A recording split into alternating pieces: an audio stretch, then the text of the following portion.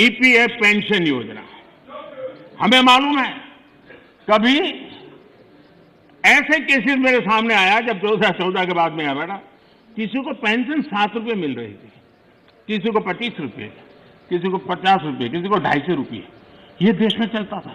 मैंने कहा भैया इन लोगों को ऑटो रिक्शा में वो पेंशन लेने जाने का भी खर्चा उससे ज्यादा होता होगा।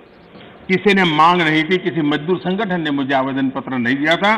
माननीय अध्यक्ष जी, उसमें से बाहर ला करके मिनिमम 1000 रुपीज देने का निर्णय हमने किया था, किसी ने मांगा नहीं। पेंशन बढ़ोतरी पर संसद से मोदी जी का जवाब। दोस्तों नमस्कार, स्वागत करते हैं आपका एक बार फिर से हमारे YouTube चैनल पर। दोस्तों अभी हमने आपको एक वीडियो क्लिप दिखाया, ये वीडियो है संसद भवन से प्रधानमंत्री नरेंद्र मोदी जी का। जी हाँ दोस्तों, जब पेंशन बढ़ोतरी पर उनसे सदन के अंदर सवाल पूछा गया तो पेंशन बढ़ोतरी पर लोकसभा में भाषण दे रहे हैं। पेंशन को लेकर मोदी जी ने कहा कि 2014 से पहले पेंशन धारकों को पेंशन महज 10 से 20 रुपये मिलती थी। इस बात का मजाक उड़ाते हुए मोदी जी ने कहा कि पेंशन धारक जब पेंशन लेने के लिए रिक्शा या ऑटो में जाते थे तो 100 से 200 रुपये तो उन्हें रिक्शा का किराया देना पड़ जाता है और 10, 20, 100 और 200 रुपये की उन्हें पेंशन मिलती है। 2014 के बाद जब वो सत्ता में आए हैं तो उन्होंने बिना मांगे ही पेंशन धारकों की पेंशन को 1000 रुपये तक बढ़ा दिया। दोस्तों मोदी जी बात कर रहे हैं EPS 95 पेंशन धारकों को दी जाने वाली पेंशन की, जिसमें वो दावा करते हैं कि पेंशन धारकों को 10, 20, 100 और 200 रुपये पेंशन मिलती थी, उसको उन्होंने बढ़ाकर 1000 रुपये तक कर दिया। लेकिन वास्तविकता क्या है ये तो मोदी जी भी जानते हैं और पेंशन धारक भी।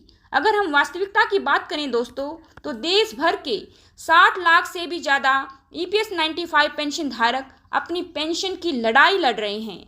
सरकार ने उन्हें दर दर की ठोकरें खाने के लिए मजबूर कर दिया है।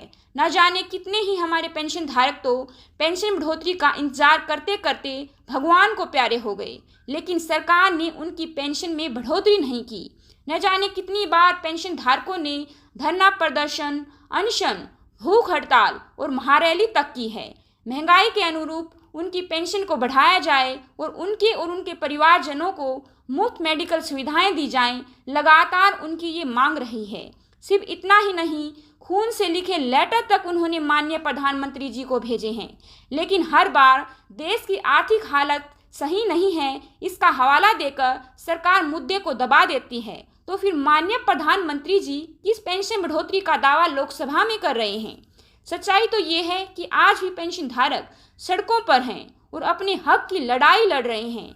आज भी EPS 95 पेंशन धारक अपनी पेंशन बढ़ोतरी के लिए जगह जगह ठोकरें खा रहे हैं, आंदोलन कर रहे हैं। माननीय मोदी जी तक उन्होंने मुलाकात की है, आश्वासन तो दे दिए जाते हैं, लेकिन हम आपसे पूछते हैं मोदी जी, आपने पेंशन के नाम पर आखिरकार पेंशन धारकों को क्या दिया?